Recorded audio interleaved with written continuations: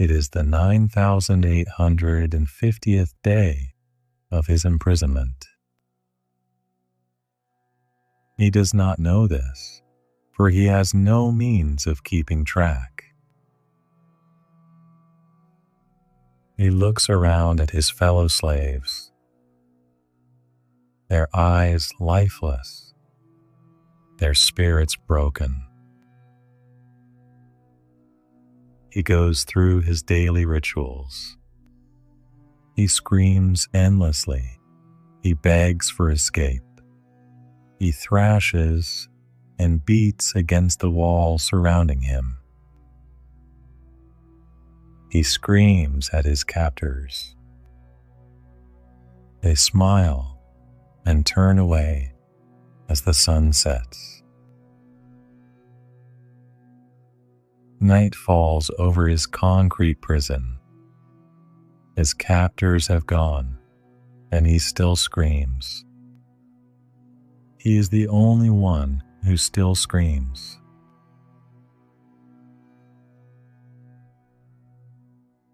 It is the 9,851st day of his imprisonment. He has been denied food privileges. His stomach's rumbles intensely vibrate through his concrete prison. He refused to obey his captors. They always responded like this. He would either submit or starve to death. He wondered which option was worse as he went through his routines with an empty stomach. He wondered if he would miss the other slaves. He wondered if they would miss him as the echoes of his screams resonated with the growling of his stomach. It is the 9,852nd day of his imprisonment. A fellow slave has attacked him again. Bits of torn skin lie on the concrete floor as he bleeds from a fellow slave's barrel bite. He wonders why they lash out at him. He wonders if they resent him for his screaming, for not simply giving in already. He knows why the slave bites him. They do not speak the same language. They cannot communicate their frustrations and instead turn on each other violently. The other slave is denied food privileges, only fueling the frustration. He wonders if this is the captor's intention. He screams this night out of anger in lieu of his normal desperation. It is the 9,853rd day of his imprisonment. It is the day of retribution. For as much as he screams, as much as he resists, his captors do not seem to mind his torment. 27 years of burning hatred of the repetitive, mindless paces he takes around his prison, of the routine of endless screaming. At long last, he has isolated a captor. He lunges at her with unfathomable speed. He grabs her arm and yanks her into the prison. He begins to violently disembowel her, thrashing, yanking at hair and flesh. It has been a long time since he has had this taste in his mouth. The crystal blue water churns red with the orca trainer's blood, and SeaWorld visitors and staff panic as her lifeless body is circled by the drooping dorsal fin of the 12,000-pound feral slave.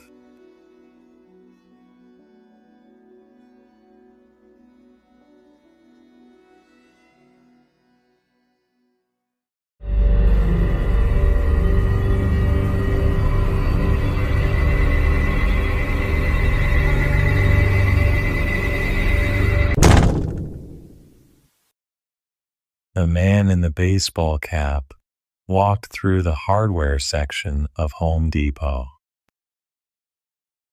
Something was wrong. He had to fix it when he got home. It was a little stuffy in there.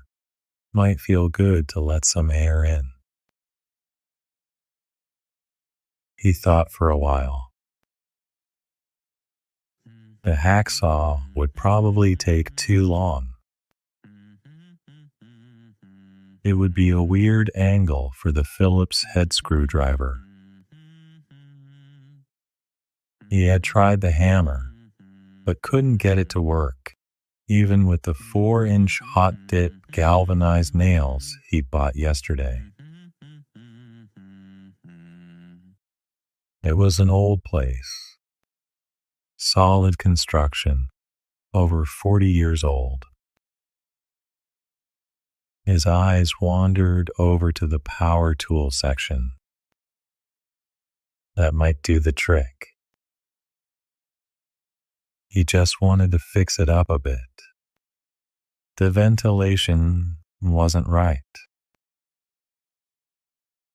After some inspection, the man purchased an electric drill with a 7-piece set of rapid load masonry bits, 3,000 RPM, 98.7 foot-pounds of torque, 2 batteries, and a charger.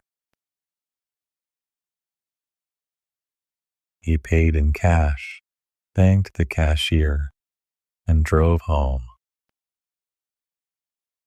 As the clock hit 1:47, he figured he'd give it a go.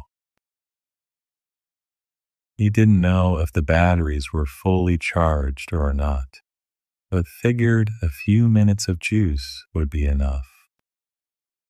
Besides, he was getting a headache, and he wanted to get this done before the kids came home.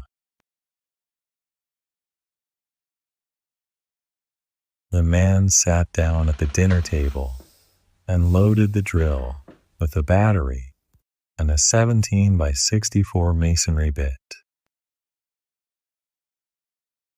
He wasn't sure what size to use, so he guessed he could start low and size up. But it didn't really matter anyway. After removing the baseball cap, the man pressed the electric drill to the left side of his head and squeezed the trigger. The drill made a loud grinding sound as the bit struggled to pierce his skull. 2-3 minutes later, it was done. The man pulled the drill from his skull.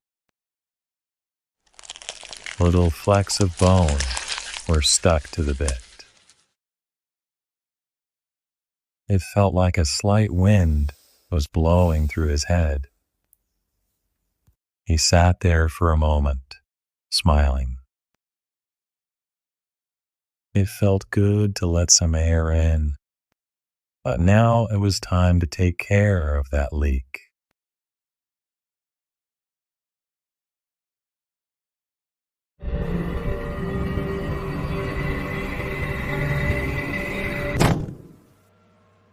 I've never liked children. I never really knew why. I have seen them so many times. I decided to contemplate it for a while. I think it stems down to innocence Not that I'm jealous of their innocence, but rather that I pity them for it. Children are full of potential. They could grow up to be anything they want until life sets in and society crushes their spirits.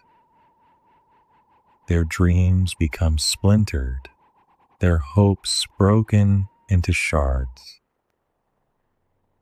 At a young age, they're encouraged to be individuals, to be unique, march to the beat of their own drum. Then, as they get older, they're told to be a team player, or basically, another cog in the machine that is society. And those who don't submit get left behind, shunned for not trying to subvert their true selves. They're the ones I tend to see sooner than they would expect. I'd say it'd be easier if the elders would be upfront about these things and not feed them false delusions, but I can't back that up. I think they give them these lies so they don't give up so easily. When I look at children, I see disappointment and anguish. Obviously not at that present moment, but rather their reaction when social protocol dictates they abandon their identity. Now, I understand that people's lives never turn out the way they thought it would. That doesn't bother me. In fact, at this point, I feel it should be anticipated. I just think they shouldn't be left with these delusions about destiny. It's strange that one would pity such a small creature, but I suppose I just have a soft spot for the blind and weak. When people see me, they often think of me as melancholy and depression. They think I don't like my job and that I'd rather switch to a different path. They are right. I'm rather sullen, but not because of the job I do. Rather, it is the feeling I get when I meet people while doing my job. I just see the disappointment in their eyes, yet there is little I can do to help them. I've tried consoling them, easing the disappointment of the path they chose, but it never seems to work. I see children grow into adults where they become depressed and broken. When they do meet me, they usually have little to say. It's always, I need to get something done, or I'm not quite ready. It's hard when I look into their eyes as they say, Azrael, can't I just have a little more time? It makes me shed a tear or two, sigh, and lower my scythe.